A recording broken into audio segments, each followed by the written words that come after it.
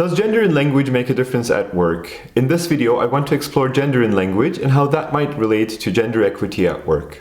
A disclaimer before I start, there are people out there who dedicated their careers to this topic, so please check out the links below for more information. I'm truly interested in this because in Turkish, my mother language, gender is irrelevant. I first learned about gendered pronouns while studying English, and the concept of gendering when I was learning German. In fact, some linguists grouped languages into 5 based on gender representation. Turkish is on the one end with Finnish, using no genders. German is on the other end, along with French, gendering all nouns. And English is somewhere in between. Let's use the word nurse as an example. Both in Turkish and English, the word itself doesn't provide any gender information. But in English, referring to a nurse, you have to use gender pronouns like he or she, or they referring to a group of nurses. If you're referring to a non-binary or trans individual, use the term they prefer. My friends know this. I still struggle with he or she because I didn't grow up with that differentiation. And in German, things are even more complicated. Not only the pronouns, but also the word itself changes. Based on gender, you have different words for nurse, but also different words for a group of nurses depending on their gender. Linguists are working hard to make sure these words are more inclusive for everyone, and making sure especially the occupations are named fairly and not in generic masculine, which is generally the case in German. So coming from one extreme and working in the other one, my question was, is work more inclusive or labor markets more equal, where grammar is not gendered in the first place?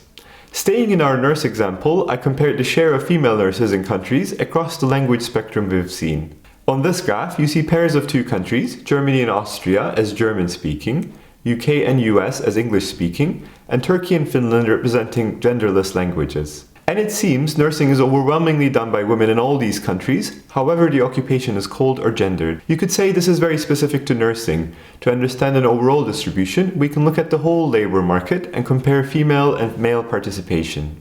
A minus value in this graph means women participate less than men in that job market in percentage points. The difference here is clear.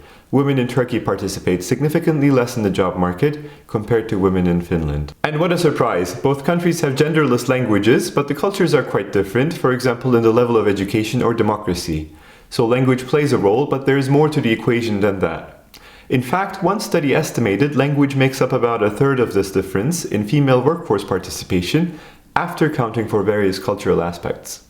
But then again, why bother with gender fair or inclusive language?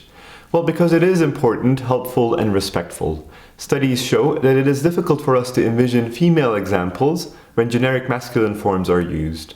Gendered language seems to influence adolescents' career choices and their perceptions of occupations. Additionally, using gender-fair language in job postings promote recruitment equity, ultimately enhancing women's professional visibility. To summarize, if gender is an important part of your language, do your best to use inclusive language. Teenagers, job seekers, recruiters, business leaders will thank you. But be kind and understanding if somebody is struggling with it. It gets really complicated, and remember there are completely different concepts of gender in language. And working on language alone is not enough. I hope this video gave you some food for thought. Check out the links below and follow for more.